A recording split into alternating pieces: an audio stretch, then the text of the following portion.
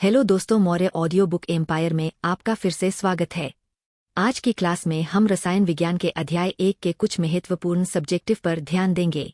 प्रश्न 1, अर्धचालक क्या होते हैं? दो मुख्य अर्धचालकों का वर्णन कीजिए एवं उनकी चालकता की क्रियाविधि में अंतर स्पष्ट कीजिए। उत्तर: अर्धचालक वे ठोस पदार्थ होते हैं जिनकी विद्युत चालकता चालक और विद्युतरोधी पदार्थों के बीच होती है। इनकी चालकता का मान 10 की घात -6 से लेकर 10 की घात 4 ओम इनवर्स मीटर इनवर्स के मध्य होता है। एन प्रकार के अर्धचालक: सिलिकन और जर्मेनियम, जो आवर्त सारणी के 14वें वर्ग के तत्व है। जब 15वें वर्ग के तत्वों जैसे फॉस्फोरस अथवा आर्सेनिक के साथ अपमिश्रित किए जाते हैं तो जो अर्धचालक बनते हैं उन्हें एन प्रकार के अर्धचालक कहा जाता है। यहाँ एन अक्षर ऋणात्मक आवेश को दर्शाता है। 15वें वर्ग के तत्वों में एक अतिरिक्त इलेक्ट्रॉन होता है। यह अतिरिक्त इलेक्ट्रॉन मुक्त होकर विद्युत चालकता को बढ़ाता है। पी प्रकार के अर्धचालक: आवर्त सारणी के 13वें वर्ग के तत्वों में केवल 3 संयोजी इलेक्ट्रॉन होते हैं। इनके कारण क्रिस्टल में इलेक्ट्रॉन रिक्ति या इलेक्ट्रॉन छिद्र उत्पन्न हो जाते हैं। ये छिद्र क्रिस्टल जाल में आसानी से गति कर सकते हैं, जिससे विद्युत चालकता उत्पन्न होती है। जब सिलिकन अथवा जर्मेनियम को 13वें वर्ग के तत्वों जैसे बोरॉन, एल्यूमिनियम अथवा गैलियम के साथ अपमिश्रित किया जाता है तो चालकता बढ़ जाती है। ऐसे अर्धचालकों में तापमान बढ़ने पर चालकता बढ़ती है, जबकि धातुओं में तापमान बढ़ने पर चालकता घटती है। ऐसे अर्धचालक पी प्रकार के अर्धचालक कहलाते हैं। यहाँ पी अक्षर धनात्मक आवेश को दर्शाता है। प्रश्न 2, निम्नलिखित को पी प्रकार या एन प्रकार के अर्धचालकों में वर्गीकृत कीजिए। 1, इंडियम से डोपित जर्मेनियम। 2, बोरॉन से डोपित सिलिकन। उत्तर: 1, जर्मेनियम आवर्त सारणी के 14वें वर्ग से तथा इंडियम 13वें वर्ग से संबंधित है, इसलिए इलेक्ट्रॉन रिक्ति अर्थात इलेक्ट्रॉन छिद्र उत्पन्न होता है। यह पी प्रकार का अर्धचालक है। 2, बोरॉन 13वें वर्ग का तथा सिलिकन 14वें वर्ग का तत्व है। इनके अपमिश्रण से एक इलेक्ट्रॉन स्वतंत्र हो जाता है, इसलिए यह एन प्रकार का अर्धचालक बनता है। प्रश्न 3, बैंड सिद्धांत के आधार पर 1, चालक एवं विद्युतरोधी। 2, चालक एवं अर्धचालक में अंतर स्पष्ट कीजिए। उत्तर: 1, विद्युतरोधी पदार्थों में पूरित संयोजक बैंड और रिक्त चालक बैंड के बीच का ऊर्जा अंतराल बहुत अधिक होता है, जबकि चालकों में यह ऊर्जा अंतराल बहुत कम होता है या लगभग नहीं के बराबर होता है। 2, चालकों में संयोजक बैंड और चालक बैंड या तो आपस में जुड़े होते हैं या एक दूसरे में आच्छादित होते हैं, जबकि अर्धचालकों में इन दोनों बैंडों के बीच कम ऊर्जा अंतराल होता है। प्रश्न 4, ठोस कठोर क्यों होते हैं? उत्तर: कम तापमान पर ठोस पदार्थों की ऊष्मन ऊर्जा कम होती है, इसलिए ठोस के अवयव, आयन, परमाणु या अणु पास होते हैं, वे निश्चित स्थान घेर लेते हैं। अवयव केवल अपने स्थान पर दोलन करते हैं। ठोस कठोर होते हैं। प्रश्न 5, खिड़की में लगा कोई पुराना शीशा दूधिया हो जाता है, क्यों? उत्तर: दिन-रात के तापमान में अंतर होने के कारण आयन व्यवस्था परिवर्तित हो जाती है। प्रश्न 6, पुराने खिड़कियों के शीशे नीचे से मोटे हो जाते हैं, क्यों? उत्तर: कांच वास्तविक ठोस नहीं है, लेकिन यह अतिरिक्त ठोस का उदाहरण है। यह बहाव गुण को दर्शाता है। प्रश्न 7, गर्म करने पर धातुओं की चालकता घटती है, जबकि अर्धचालकों की चालकता बढ़ती है। वर्णन करें। उत्तर: जब धातुओं को गर्म किया जाता है तब कर्नेल धनायन रिक्ति अपने स्थान पर दोलन करने लगता है। दोलन से इलेक्ट्रॉन के बहाव में व्यवधान उत्पन्न होता है, चालकता कम होती है। अर्धचालकों में चालकता उसकी अशुद्धियों पर निर्भर करती है। यदि अशुद्धियों की मात्रा बढ़ती है तो चालकता भी बढ़ती है। प्रश्न 8, प्रतिलोह चुंबकीय और फेरी चुंबकीय पदार्थों में क्या अंतर है? इन अंतरों का क्या कारण है? उत्तर: प्रतिलोह चुंबकीय पदार्थों का चुंबकीय गुण 0 होता है, परंतु फेरी चुंबकीय पदार्थों का चुंबकीय गुण कम होता है, 0 नहीं। ऐसा इसलिए क्योंकि प्रतिलोह चुंबकीय पदार्थों में डोमेनों के चुंबकीय आघूर्णों का संरक्षण समानांतर एवं प्रतिस्मांतर उत्तर दिशाओं में समान होता है, जबकि फेरी चुंबकीय पदार्थों में यह असमान होता है।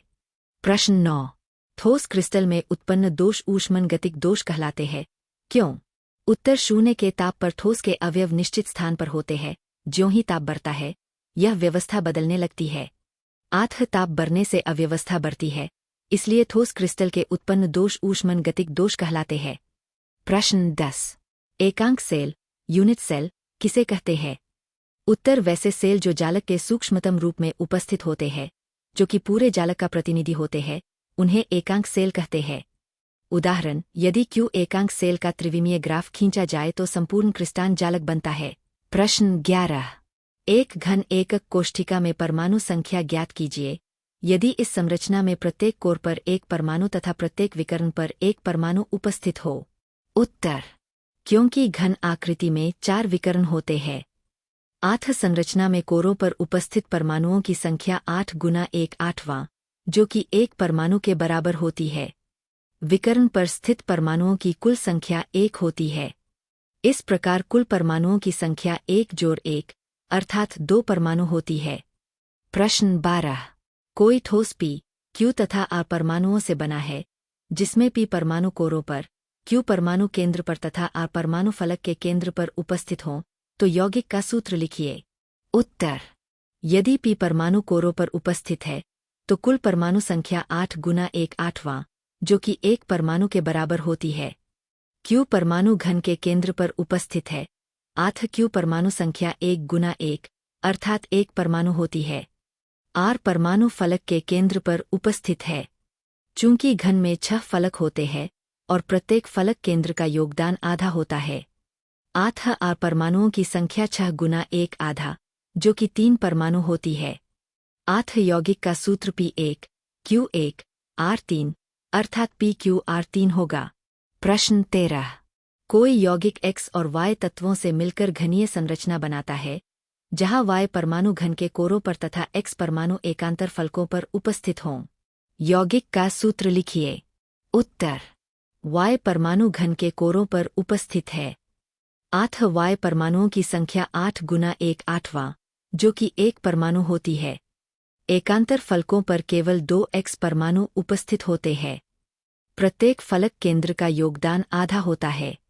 8 X परमाणुओं की संख्या 2 गुना 1 आधा, जो कि एक परमाणु होती है। 8 यौगिक का सूत्र XY होगा। प्रश्न 13।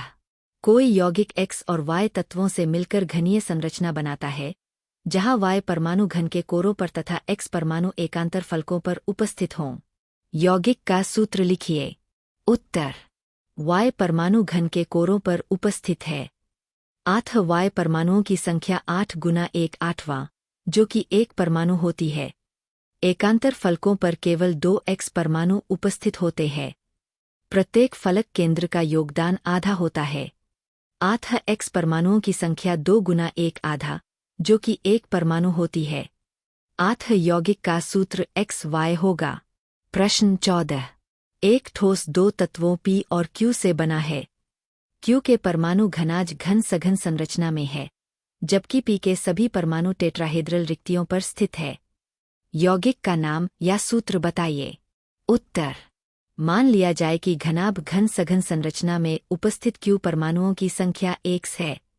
चूंकि प्रत्येक Q परमाणु के लिए 2 टेट्राहेड्रल रिक्तियां होती है, 8 टेट्राहेड्रल रिक्तियों की संख्या 2 गुना X होगी, क्योंकि सभी टेट्राहेड्रल रिक्तियां P परमाणुओं से भरी है। 8 P और Q परमाणुओं का अनुपात 1:2X अर्थात 1:2 होगा। 8 यौगिक का सूत्र P2Q अर्थात P2Q होगा। प्रश्न 15। एक क्रिस्टल में नॉनस्टोइकियोमेट्रिक दोष, कमी, क्या है? उत्तर, नॉनस्टोइकियोमेट्रिक दोष वे दोष होते हैं जिनमें यौगिक में तत्वों का अनुपात पूर्णांक में नहीं होता। ये दोष मुख्यतः 2 प्रकार के होते हैं। पहला, धातु आधिक्य दोष। दूसरा, धातु न्यूनता दोष। प्रश्न 16। जिंक ऑक्साइड को गर्म करने पर उसकी चालकता के गुणों में गिरावट क्यों आती है? उत्तर, जिंक ऑक्साइड को गर्म करने पर वह ऑक्सीजन गैस मुक्त करता है। इस प्रक्रिया में जिंक ऑक्साइड से जिंक आयन तथा मुक्त इलेक्ट्रॉन उत्पन्न होते हैं। जिंक के धनायन अंतराकाशी रिक्तियों पर स्थान ग्रहण कर लेते हैं, जबकि मुक्त इलेक्ट्रॉन पास की अंतराकाशी रिक्तिका में स्थित हो जाते हैं। इन मुक्त इलेक्ट्रॉनों के कारण जिंक ऑक्साइड की संरचना में अव्यवस्था उत्पन्न होती है। जिसके फलस्वरूप उसकी विद्युत चालकता में गिरावट दिखाई देती है।